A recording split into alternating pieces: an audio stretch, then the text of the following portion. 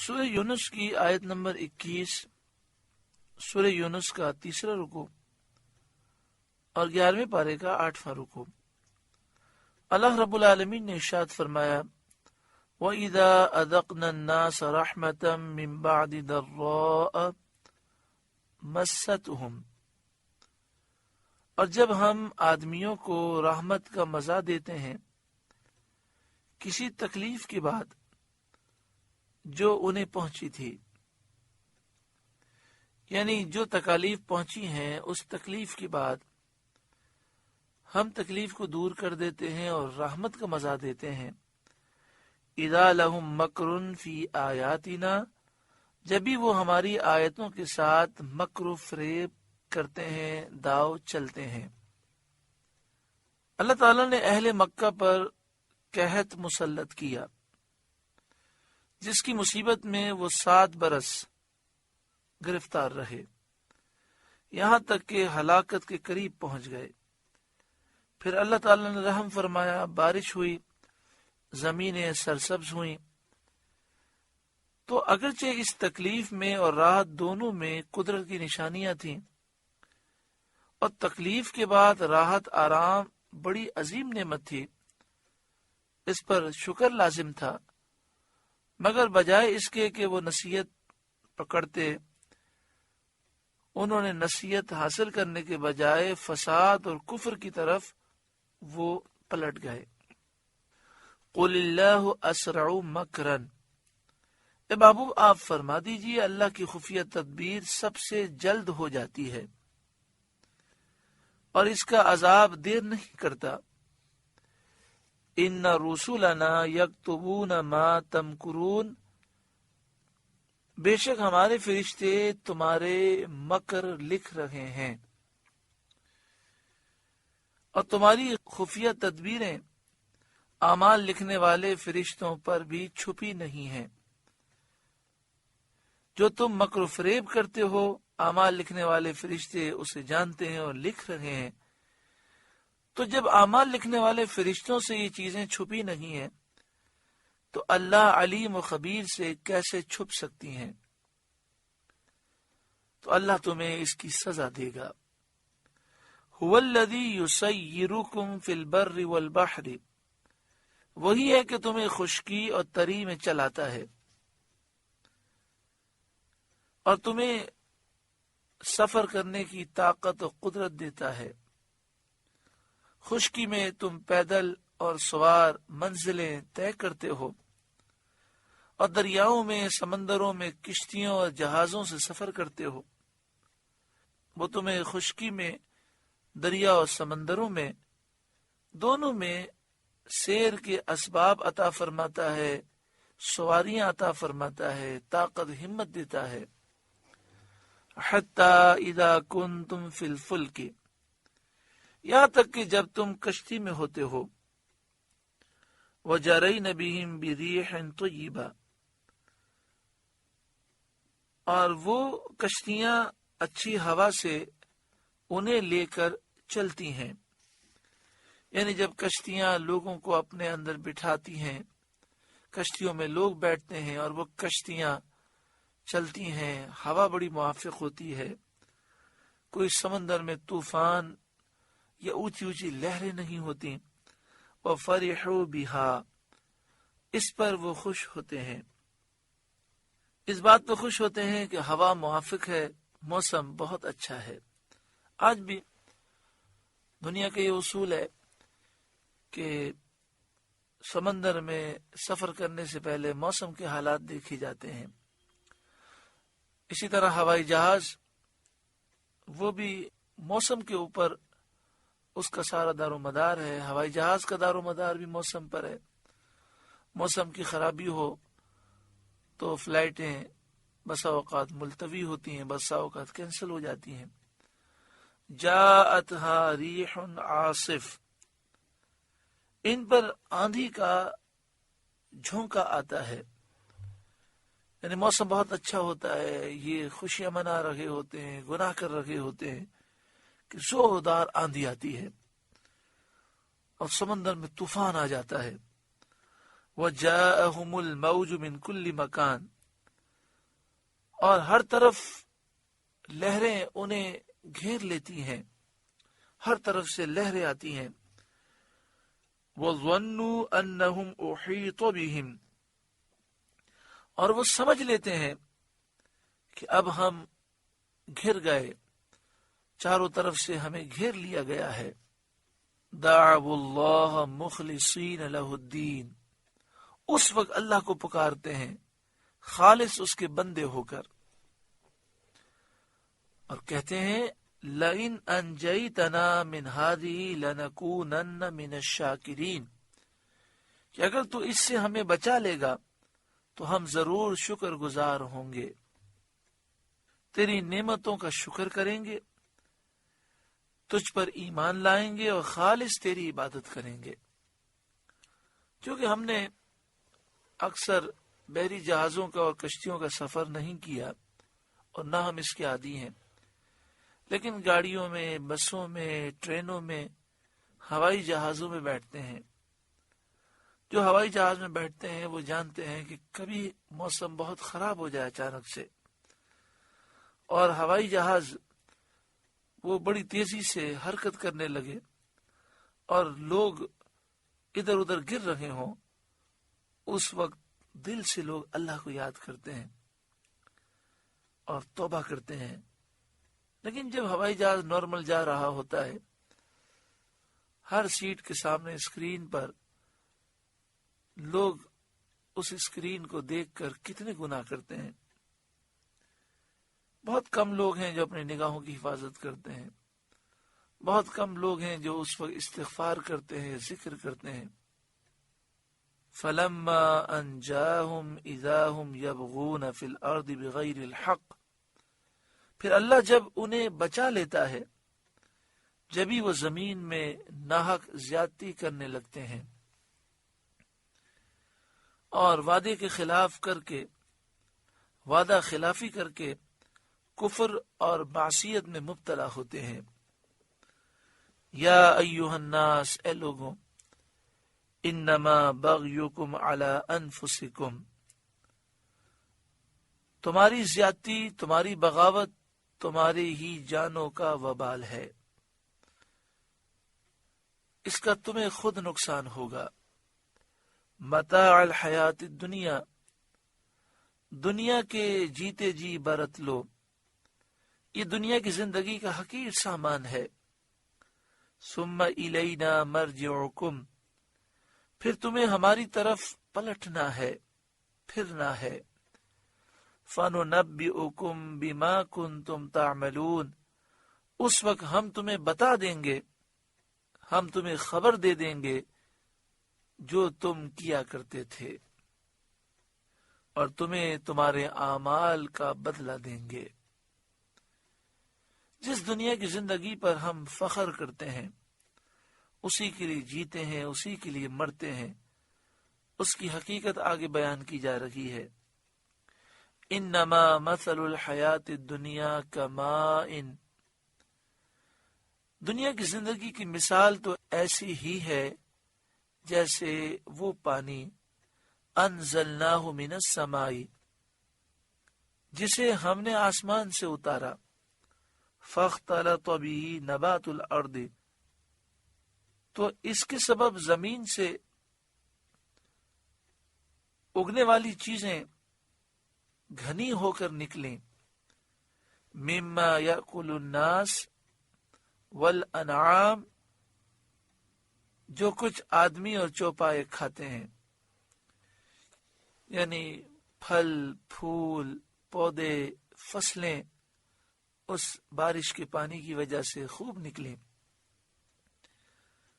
جسے آدمی بھی کھاتے ہیں، جانور بھی کھاتے ہیں۔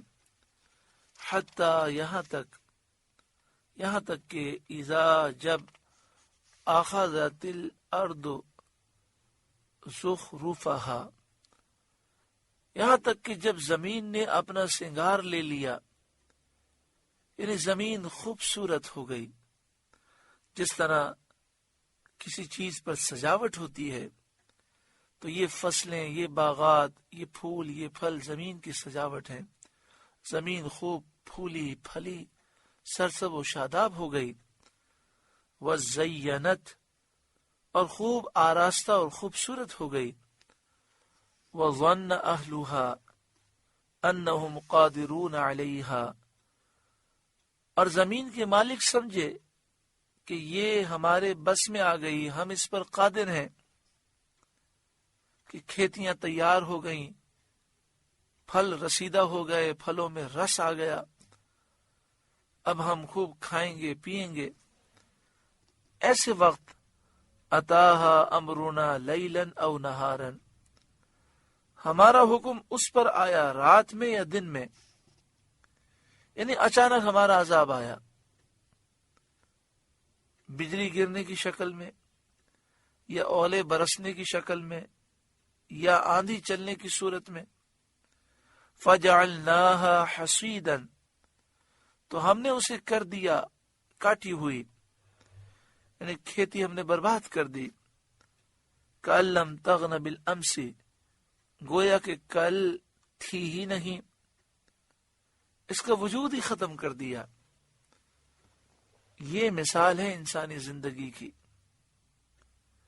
یہ ان لوگوں کے حال کی ایک مثال ہے جو دنیا پر فریفتہ ہیں اور آخرت کی انہیں کچھ پرواہ نہیں، دنیا کے حصول کے لیے ہر گناہ کرتے ہیں۔ اس میں بہت دل پذیر طریقے پر خاطر گزین کیا گیا ہے، بہت پیارے انداز میں ایسی نصیحت کی گئی جو دل میں اترنے والی ہے کہ دنیاوی زندگانی امیدوں کا سبز باغ ہے، اس میں عمر کھو کر جب آدمی اس غایت پر پہنچتا ہے جہاں اس کو حصول مراد کا اطمینان ہو اور وہ کامیابی کے نشے میں مست ہو، یعنی انسان ساری زندگی دنیا کے حصول پہ لگا دیتا ہے، اپنی جوانی اپنا سب کچھ برباد کر دیتا ہے، حلال حرام کی کوئی تمیز نہیں کرتا، لوگوں کے حقوق پامال کرتا ہے، ملاوٹ کرنا، جھوٹ بولنا، فراڈ کرنا، لوگوں کو دھوکہ دینا، کسی کا مال لوٹ لینا، یہاں تک کہ اب وہ اس طرح ہو جاتا ہے کہ وہ کہتا ہے اب میرے پاس ساری نعمتیں، اب میں مزے کروں گا، اچانک اس کو موت آ جاتی ہے اور وہ تمام نعمتوں لذتوں سے محروم ہو جاتا ہے۔ حضرت قتادہ رضی اللہ تعالی عنہ نے فرمایا کہ دنیا کا طلبگار، دنیا کا لالچی جب بالکل بے فکر ہوتا ہے اس وقت اس پر اللہ کا عذاب آتا ہے، اور اس کا تمام سر و سامان جس سے اس کی امیدیں وابستہ ہوتی ہیں سب غارت ہو جاتا ہے، برباد ہو جاتا ہے۔ کأن لم تغن بالامس، جس طرح اس کھیتی کے متعلق فرمایا وہ ایسی برباد ہو جاتی ہے گویا کہ کل تھی نہیں، ایسے ہی دنیا کا متوالا حریص جب دنیا سے جاتا ہے تو ایسا جاتا ہے گویا کہ اس کا وجود دنیا میں تھا ہی نہیں۔ کذالک نفصل الآیات لقوم یتفکرون، ہم یوں ہی آیت مفصل بیان کرتے ہیں غور کرنے والوں کے لیے تاکہ وہ نفع حاصل کریں اور شکوک و شبہات سے نجات پائیں اور اس دنیا فانی کی حقیقت کو سمجھیں۔ اللہ تعالی ہمیں دنیا کی حرص، ہوس، لالچ سے اور غرور و تکبر سے نجات عطا فرمائے۔ واللہ یدعو الی دار السلام، اور اللہ سلامتی کے گھر کی طرف پکارتا ہے، اللہ سلامتی کے گھر کی طرف بلاتا ہے۔ یہاں دار السلام سے مراد جنت ہے۔ دنیا کی بے ثباتی اور دنیا کا فانی ہونا بیان فرمانے کے بعد اس گھر کی طرف بلایا جا رہا ہے جو ہمیشہ رہنے والا ہے۔ حضرت قتادہ رضی اللہ تعالیٰ عنہ نے فرمایا کہ دار السلام جنت ہے۔ یہ اللہ تعالیٰ کی بہت بڑی رحمت اور اس کا بہت بڑا کرم ہے کہ وہ خود اپنے بندوں کو جنت کی دعوت دے رہا ہے۔ وَيَهْدِي مَن يَشَاءُ إِلَى صِرَاطٍ مُسْتَقِيمٍ، اور جسے وہ چاہتا ہے سیدھی راہ چلاتا ہے۔ سیدھی راہ سے مراد دین اسلام ہے۔ بخاری کی حدیث میں ہے، نبی کریم صلی اللہ علیہ وآلہ وسلم کی خدمت میں فرشتے حاضر ہوئے۔ آپ خواب میں تھے۔ ان میں سے بعض نے کہا کہ آپ خواب میں ہیں، بعضوں نے کہا کہ آنکھیں خواب میں ہیں، دل بیدار ہے۔ بعض کہنے لگے کہ ان کی کوئی مثال بیان کرو۔ تو انہوں نے کہا، جس طرح کسی شخص نے ایک مکان بنایا اور اس میں طرح طرح کی نعمتیں مہیا کیں، اور ایک بلانے والے کو بھیجا کہ لوگوں کو بلائے، جس نے اس بلانے والے کی اطاعت کی، اس کا کہنا مانا، اس مکان میں داخل ہوا اور ان نعمتوں کو کھایا پیا، اور جس نے بلانے والے کی اطاعت نہ کی، اس کا کہنا نہ مانا، وہ نہ مکان میں داخل ہو سکا نہ کچھ کھا سکا۔ پھر وہ کہنے لگے کہ اس مثال کی تطبیق کرو کہ سمجھ میں آئے۔ تطبیق یہ ہے کہ مکان جنت ہے، بلانے والے محمد صلی اللہ علیہ وآلہ وسلم ہیں، جس نے ان کی اطاعت کی اس نے اللہ کی اطاعت کی، اور جس نے ان کی نافرمانی کی اس نے اللہ کی نافرمانی کی۔ للذین احسنوا الحسنى وزیادہ، ان لوگوں کے لیے جنہوں نے اچھے کام کیے بھلائی ہے، اور اس سے بھی زائد۔ حسنہ بھلائی ہے، حسنہ سے مراد جنت ہے، اور زیادہ سے مراد کیا ہے؟ تو بعض مفسرین نے فرمایا اللہ کا دیدار ہے۔ بھلائی والوں سے اللہ کے فرما بردار بندے مومنین مراد ہیں، اور یہ جو فرمایا کہ ان کے لیے بھلائی ہے، اس بھلائی سے جنت مراد ہے، اور وہ زیادہ سے دیدار الہی مراد ہے۔ مسلم شریف کی حدیث میں ہے کہ جنتیوں کے جنت میں داخل ہونے کے بعد اللہ تعالیٰ فرمائے گا، کیا تم چاہتے ہو کہ تم پر اور زیادہ عنایت کروں؟ وہ عرض کریں گے، یا رب، کیا تو نے ہمارے چہرے سفید نہیں کیے؟ کیا تو نے ہمیں جنت میں داخل نہیں فرمایا؟ کیا تو نے ہمیں جہنم سے نجات نہ دی؟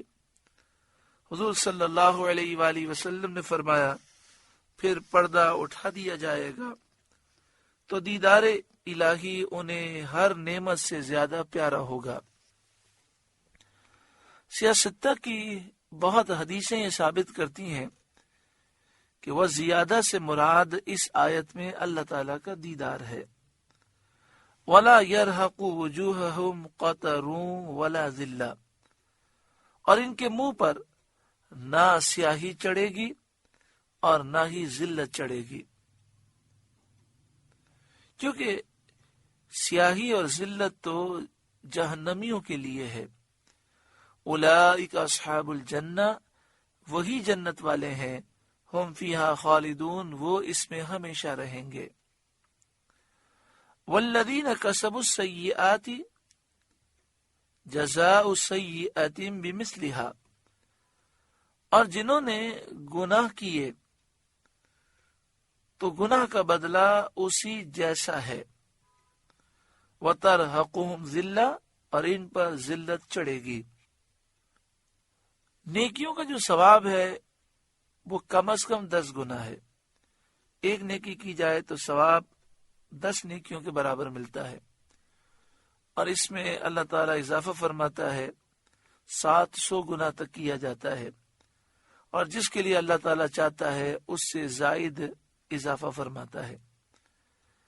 لیکن گناہوں کا جہاں تک تعلق ہے تو ایک گناہ کوئی کرے تو ایک ہی لکھا جاتا ہے، اور ایک ہی گناہ کی وہ سزا پائے گا۔ جزاء سیئۃ بمثلہا، برائی کا بدلہ اسی جیسا۔ وترہقہم ذلہ، اور ان پر ذلت چڑھے گی، ذلیل و رسوا ہوں گے۔